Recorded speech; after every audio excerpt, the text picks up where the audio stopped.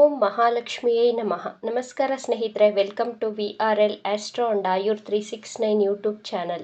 ನಿಮ್ಮ ಭಾವನೆಗಳಿಗೆ ಕಣ್ಣೀರಿನ ಸಹಾಯ ಕೊಡಬೇಡಿ, ನಿಮ್ಮ ಸಿಟ್ಟಿಗೆ ನಾಲಿಗೆಯ ನೆರವು ನೀಡಬೇಡಿ, ಆಗ ನೀವು ಸದಾ ಸಂತೋಷವಾಗಿ ಇರಬಹುದು. ಹುಡುಕುತ್ತಾ ಹೋದ ಧರ್ಮರಾಯನಿಗೆ ಕೆಟ್ಟವರು ಸಿಗಲಿಲ್ಲ, ಎಷ್ಟು ಹುಡುಕಿದರೂ ಕೌರವನಿಗೆ ಒಳ್ಳೆಯವರ ದರ್ಶನವಾಗಲಿಲ್ಲ. ನೋಡುವ ದೃಷ್ಟಿ ನಮ್ಮ ವ್ಯಕ್ತಿತ್ವವನ್ನು ರೂಪಿಸುತ್ತದೆ. ವೃಷಭ ರಾಶಿಯವರಿಗೆ 2025ರ ಕೊನೆಯ 6 ತಿಂಗಳ 6 ಮಹತ್ವಪೂರ್ಣ ಭವಿಷ್ಯವಾಣಿಯ ಬಗ್ಗೆ ಈ ವಿಡಿಯೋದಲ್ಲಿ ತಿಳಿಸಿಕೊಡಲಿದ್ದೇನೆ.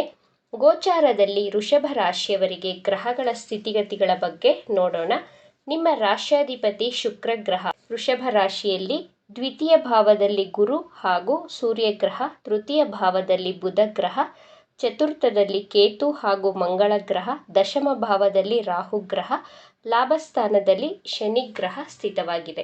ಜುಲೈ ತಿಂಗಳಲ್ಲಿ ಶುಕ್ರ ಗ್ರಹ ನಿಮ್ಮ ಮೊದಲನೆಯ ಭಾವದಲ್ಲಿರುತ್ತದೆ. ಆಗಸ್ಟ್ 22ಕ್ಕೆ ಶುಕ್ರ ಗ್ರಹ ನಿಮ್ಮ ತೃತೀಯ ಭಾವದಲ್ಲಿ ಗೋಚಾರ ಮಾಡುತ್ತದೆ. ಆಗಸ್ಟ್ 22ರಿಂದ ಮಿಡ್ ಸೆಪ್ಟೆಂಬರ್ವರೆಗೂ ನಿಮ್ಮ ಸ್ನೇಹಿತರ ಜೊತೆ ಅಥವಾ ಸಂಬಂಧಿಕರ ಜೊತೆ ಟ್ರಾವೆಲಿಂಗ್ ಅನ್ನು ಮಾಡಲು ಹಣದ ವ್ಯಯ ಮಾಡುತ್ತೀರಾ, ಶಾರ್ಟ್ ಟ್ರಾವೆಲ್ಗಳನ್ನು ಮಾಡುತ್ತೀರಾ. ವೃಷಭ ರಾಶಿಯವರಿಗೆ ಮೊಟ್ಟ ಮೊದಲ ಭವಿಷ್ಯವಾಣಿ. ಗುರುಗ್ರಹ ನಿಮ್ಮ ಲಾಭಾಧಿಪತಿಯಾಗಿ ನಿಮ್ಮ ದ್ವಿತೀಯ ಭಾವದಲ್ಲಿ ಸೂರ್ಯ ಗ್ರಹದ ಜೊತೆ ಸ್ಥಿತವಾಗಿದೆ. ಎರಡನೆಯ ಭಾವ ಅಂದರೆ ಕುಟುಂಬ ಸ್ಥಾನವಾಗಿರುವುದರಿಂದ ನಿಮ್ಮ ಕುಟುಂಬದಲ್ಲಿ ಸಂತೋಷಕರವಾದಂತಹ ವಾತಾವರಣವಿರುತ್ತದೆ. ನಿಮ್ಮ ಹಣಕಾಸಿನ ವ್ಯವಹಾರದಲ್ಲಿ ವೃದ್ಧಿಯಾಗುತ್ತದೆ. ನಿಮ್ಮ ಬ್ಯಾಂಕ್ ಬ್ಯಾಲೆನ್ಸ್ ಈ 6 ತಿಂಗಳ ಒಳಗೆ ಹೆಚ್ಚಾಗುತ್ತದೆ. ಮದುವೆಯಾಗಿ ಮಗುವಿನ ನಿರೀಕ್ಷೆಯಲ್ಲಿರುವಂತಹ ದಂಪತಿಗಳಿಗೆ ಸಂತಾನ ಯೋಗವಿದೆ. ಸೆಪ್ಟೆಂಬರ್ 15ರ ನಂತರ ಸಂತಾನವಾಗಲು ಸಮಯ ಚೆನ್ನಾಗಿದೆ. ಬುಧ ಗ್ರಹ ನಿಮ್ಮ ಪಂಚಮ ಭಾವದಲ್ಲಿ ಪ್ರವೇಶ ಮಾಡಿದಾಗ ನಿಮ್ಮ ಮಕ್ಕಳ ಆರೋಗ್ಯದಲ್ಲಿ ವೃದ್ಧಿಯಾಗುತ್ತದೆ. ವೃಷಭ ರಾಶಿಯವರಿಗೆ ಎರಡನೆಯ ಮಹತ್ವಪೂರ್ಣ ಭವಿಷ್ಯವಾಣಿ. ಶನಿ ಗ್ರಹ ನಿಮ್ಮ ಲಾಭಸ್ಥಾನದಲ್ಲಿದೆ. ಜುಲೈ 13ಕ್ಕೆ ಶನಿ ಗ್ರಹ ವಕ್ರಿಯಾಗಲಿದೆ. ವಕ್ರಿಯಾದಾಗ ನಿಮ್ಮ ದಶಮ ಭಾವದ ಫಲಗಳನ್ನು ಕೊಡುತ್ತದೆ. ಜುಲೈ 13ರ ನಂತರ ನಿಮ್ಮ ಕಾರ್ಯಕ್ಷೇತ್ರದಲ್ಲಿ ಜವಾಬ್ದಾರಿಗಳನ್ನು ತೆಗೆದುಕೊಳ್ಳುತ್ತೀರಾ. ಶನಿ ಗ್ರಹ ವಕ್ರಿಯಾದರೆ ಬೇರೆಯವರಿಗೆ ಕೆಲಸ ಕಾರ್ಯದ ಬಗ್ಗೆ ಅರ್ಥ ಮಾಡಿಸುತ್ತೀರಾ. ಈ ಮೊದಲು ನೀವು ಜವಾಬ್ದಾರಿಗಳನ್ನು ತೆಗೆದುಕೊಳ್ಳಲು ಹೆದರಿಕೊಳ್ಳುತ್ತಿದ್ದೀರಾ. ಆದರೆ ಜುಲೈ ತಿಂಗಳ ನಂತರ ನೀವೇ ಸ್ವತಃ ಜವಾಬ್ದಾರಿಗಳನ್ನು ಸರಿಯಾಗಿ ಧೈರ್ಯದಿಂದ ನಿಭಾಯಿಸುತ್ತೀರಾ. ನನ್ನ ಕೈಯಲ್ಲಿ ಈ ಕೆಲಸ ಮಾಡಲು ಸಾಧ್ಯವಿಲ್ಲ ಅಂದುಕೊಂಡಿದ್ದವರು ಶನಿಗ್ರಹ ವಕ್ರಿಯಾದ ನಂತರ ನೀವು ಮುನ್ನುಗ್ಗಿ ಕೆಲಸ ಕಾರ್ಯ ಮಾಡಲು ಪ್ರಾರಂಭಿಸುತ್ತೀರಾ.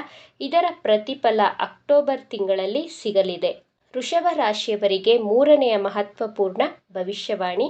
ರಾಹು ಗ್ರಹ 18 ವರ್ಷಗಳ ನಂತರ ನಿಮ್ಮ ಮಿತ್ರ ರಾಶಿಯಲ್ಲಿ ನಿಮ್ಮ ದಶಮ ಭಾವದಲ್ಲಿ ಗೋಚಾರ ಮಾಡಿದೆ. ರಾಹು ಗ್ರಹ ಅಂದರೆ ಚತುರ ಗ್ರಹ, ಛಾಯಾಗ್ರಹ, ಎಕ್ಸ್ಟ್ರೀಮ್ ಇಂಟೆಲಿಜೆಂಟ್ ಗ್ರಹ, ರಣನೀತಿಯನ್ನು ತಂತ್ರಗಳನ್ನು ರಚಿಸುವಂತಹ ಗ್ರಹ. ಯಾರ ಜನ್ಮ ಕುಂಡಲಿಯಲ್ಲಿ ರಾಹು ಗ್ರಹ ಮಿತ್ರ ರಾಶಿಯಲ್ಲಿ ಸ್ಥಿತವಾಗಿರುತ್ತದೆಯೋ ಅವರಿಗೆ ರಾಜಯೋಗ, ಹಣಕಾಸಿನಲ್ಲಿ ಸಮೃದ್ಧಿಯನ್ನು ಕೊಡುತ್ತದೆ ರಾಹು ಗ್ರಹ.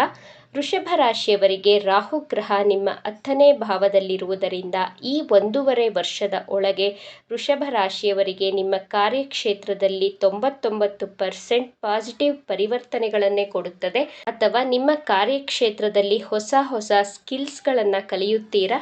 ನಿಮ್ಮ ಜಾಬಲ್ಲಿ ಟ್ರಾನ್ಸ್ಫರ್ ಆಗುತ್ತದೆ. ನಿಮ್ಮ ಜಾಬಲ್ಲಿ ಪಾಸಿಟಿವ್ ಪರಿವರ್ತನೆಯಾಗಲಿದೆ. ವೃಷಭ ರಾಶಿಯವರಿಗೆ 4ನೆಯ ಮಹತ್ವಪೂರ್ಣ ಭವಿಷ್ಯವಾಣಿ. ನಿಮ್ಮ ಪಂಚಮಾಧಿಪತಿ ಬುಧ ಗ್ರಹ ಆಗಸ್ಟ್ 30ಕ್ಕೆ ಸಿಂಹ ರಾಶಿಯನ್ನು ಪ್ರವೇಶ ಮಾಡುತ್ತದೆ. ಸೆಪ್ಟೆಂಬರ್ 30ಕ್ಕೆ ಬುಧ ಗ್ರಹ ನಿಮ್ಮ ಚತುರ್ಥ ಭಾವದಲ್ಲಿ ಗೋಚಾರ ಮಾಡಲಿದೆ. ಯಾರೆಲ್ಲ ಗೌರ್ನಮೆಂಟ್ ಎಂಟ್ರೆನ್ಸ್ ಎಕ್ಸಾಮ್ಗೆ ಪ್ರಿಪ್ರೇಷನ್ ಮಾಡ್ತಾ ಇದ್ರೋ ಇವರಿಗೆಲ್ಲ ಗುಡ್ ಟೈಮ್. ಆಗಸ್ಟ್ 15ರ ನಂತರ ವೃಷಭ ರಾಶಿ ವಿದ್ಯಾರ್ಥಿಗಳು ನಿಮ್ಮ ವಿದ್ಯಾಭ್ಯಾಸದಲ್ಲಿ ಹೆಚ್ಚು ಏಕಾಗ್ರತೆಯನ್ನು ವಹಿಸುತ್ತೀರಾ. ಪ್ರಾಪರ್ಟಿ ಪರ್ಚೇಸ್ ಮಾಡುವುದಕ್ಕೆ ಬೆಸ್ಟ್ ಟೈಮ್ ಇದು ಹಾಗೂ ಮನೆ ಕಟ್ಟುವುದಕ್ಕೆ ಶುಭ ಸಮಯ. ಬುಧ ಗ್ರಹ ಕೇಂದ್ರ ಹಾಗೂ ತ್ರಿಕೋಣ ಭಾವದಲ್ಲಿ ಸಂಚಾರ ಮಾಡುತ್ತಿದೆ. ಜೊತೆಗೆ ಸೂರ್ಯ ಗ್ರಹ ಸಿಂಹ ರಾಶಿಯಲ್ಲಿ ಗೋಚಾರ ಮಾಡಿದಾಗ ನಿಮಗೆ ಸಕ್ಸಸ್ ಹಾಗೂ ಗ್ರೋತ್ ಸಿಗುತ್ತದೆ. ನಿಮ್ಮ ಆರೋಗ್ಯದಲ್ಲಿ ವೃದ್ಧಿಯನ್ನು ಕಾಣುತ್ತೀರಾ. ಶೇರ್ ಮಾರ್ಕೆಟ್ ಅಲ್ಲಿ ಇನ್ವೆಸ್ಟ್ ಮಾಡುವವರಿಗೆ, ಟ್ರೇಡಿಂಗ್ ಮಾಡುವವರಿಗೆ ಹೆಚ್ಚಿನ ಧನಲಾಭದ ಸಮಯವಾಗಿರುತ್ತದೆ ಸೆಪ್ಟೆಂಬರ್ 15ರವರೆಗೂ. Good time. ಆದರೆ ಸೆಪ್ಟೆಂಬರ್ 15ರವರೆಗೂ ಗುಡ್ ಟೈಮ್. ಆದರೆ ಮಿಡ್ ಅಕ್ಟೋಬರಿಂದ ಮಿಡ್ ನವೆಂಬರ್ವರೆಗೂ ಸೂರ್ಯಗ್ರಹ ನೀಚ ರಾಶಿಯಾದಂತಹ ತುಲಾ ರಾಶಿಯನ್ನು ಪ್ರವೇಶಿಸುತ್ತದೆ. ಈ ಟೈಮಲ್ಲಿ ನಿಮ್ಮ ವರ್ಕಿಂಗ್ ಪ್ಲೇಸಲ್ಲಿ ನಿಮ್ಮ ಬಾಸ್ ಜೊತೆ, ನಿಮ್ಮ ಸೀನಿಯರ್ಸ್ ಜೊತೆ, ನಿಮ್ಮ ಕೊಲೀಗ್ಸ್ ಜೊತೆ ಹೆಚ್ಚು ಆರ್ಗ್ಯುಮೆಂಟ್ ಮಾಡಬಾರದು. ರಾಜಕಾರಣಿಗಳು ಸಮಾಧಾನವಾಗಿ ಮಾತನಾಡಿ, ಇಲ್ಲದಿದ್ದರೆ ಸಂಕಷ್ಟಕ್ಕೆ ಸಿಲುಕಿ ಹಾಕಿಕೊಳ್ಳುತ್ತೀರಾ. ಅವಮಾನಗಳನ್ನು ಎದುರಿಸಬೇಕಾಗುತ್ತದೆ. ವೃಷಭ ರಾಶಿಯವರಿಗೆ 5ನೆಯ ಮಹತ್ವಪೂರ್ಣ ಭವಿಷ್ಯವಾಣಿ. ಶುಕ್ರ ಗ್ರಹ ನಿಮ್ಮ ಮೊದಲನೆಯ ಭಾವ, 2ನೇ ಮನೆ, 3ನೇ ಮನೆಯಲ್ಲಿ ಸಂಚಾರ ಮಾಡುತ್ತದೆ. ನಿಮ್ಮ ಮಾತಿನಿಂದ ನಿಮ್ಮ ಎದುರುಗಡೆ ಇರುವಂತಹ ವ್ಯಕ್ತಿಗಳು ಪ್ರಭಾವಿತರಾಗುತ್ತಾರೆ. ಅಷ್ಟು ಮಧುರವಾಗಿ ಮಾತನಾಡುತ್ತೀರಾ. ಆಗಸ್ಟ್ 22ರಿಂದ ಸೆಪ್ಟೆಂಬರ್ 18ರವರೆಗೂ ನಿಮ್ಮ ಪ್ರೀತಿಯಲ್ಲಿ ಮಿಸ್ಅಂಡರ್ಸ್ಟ್ಯಾಂಡಿಂಗ್, ಮಿಸ್ಕಮ್ಯುನಿಕೇಷನ್ ಆಗುವಂತಹ ಸಾಧ್ಯತೆಗಳಿವೆ. ಈ ಸಮಯದಲ್ಲಿ ಹೆಚ್ಚಾಗಿ ಮಾತನಾಡದೆ ತುಂಬ ತಾಳ್ಮೆ, ಸಮಾಧಾನವಾಗಿ ಇರಬೇಕಾಗುತ್ತೆ. ಸೆಪ್ಟೆಂಬರ್ 18ರ ನಂತರ ಡಿಸೆಂಬರ್ ತಿಂಗಳವರೆಗೂ ನಿಮ್ಮ ಪ್ರೀತಿಯಲ್ಲಿ ಇರುವಂತಹ ವೈಮನಸ್ಸುಗಳು, ಮಿಸ್ಅಂಡರ್ಸ್ಟ್ಯಾಂಡಿಂಗ್ ಕಡಿಮೆಯಾಗಿ ಕಾಂಪ್ರಮೈಸ್ ಆಗುತ್ತೀರಾ. ಅಥವಾ ನಿಮ್ಮ ಲವ್ ಲೈಫಲ್ಲಿ ಹೊಸ ವ್ಯಕ್ತಿಗಳ ಪರಿಚಯವಾಗಿ ಪ್ರೀತಿಯಾಗುವಂತಹ ಸಾಧ್ಯತೆಗಳು ಹೆಚ್ಚಾಗಿ ತೋರಿಸ್ತಾ ಇದೆ. ವೃಷಭ ರಾಶಿಯವರಿಗೆ 6ನೆಯ ಮಹತ್ವಪೂರ್ಣ ಭವಿಷ್ಯವಾಣಿ. ನಿಮ್ಮ ಆರೋಗ್ಯ ಜುಲೈ, ಆಗಸ್ಟ್, ಸೆಪ್ಟೆಂಬರ್ ತಿಂಗಳಲ್ಲಿ ಚೆನ್ನಾಗಿರುತ್ತದೆ. ಆದರೆ ನವೆಂಬರ್ ಹಾಗೂ ಡಿಸೆಂಬರ್ ತಿಂಗಳಲ್ಲಿ ಸ್ಕಿನ್ ಅಲರ್ಜಿ, ಇನ್ಫೆಕ್ಷನ್, ಹಲ್ಲು ನೋವು, ಡೆಂಟಲ್ ಪ್ರಾಬ್ಲಮ್ಸ್, ತಲೆನೋವು ಕಾಣಿಸಿಕೊಳ್ಳುತ್ತದೆ. ಆದ್ದರಿಂದ ಇವತ್ತಿನಿಂದಲೇ ನಿಮ್ಮ ಚರ್ಮದ ಆರೈಕೆಯನ್ನು ಮಾಡಿ, ಆರೋಗ್ಯಕರವಾದಂತಹ ಆಹಾರ ಸೇವಿಸಿ, ಹೊರಗಡೆ ಆಹಾರವನ್ನು ಸಂಪೂರ್ಣವಾಗಿ ತ್ಯಜಿಸಿ, ಯೋಗ ಮಾಡಿ, ಧ್ಯಾನ, ವ್ಯಾಯಾಮವನ್ನು ಮಾಡಿ, ಹೆಚ್ಚಾಗಿ ಸ್ಟ್ರೆಸ್ ಮಾಡಿಕೊಳ್ಳದೆ ತುಂಬ ಸಮಾಧಾನವಾಗಿ ಇರಿ.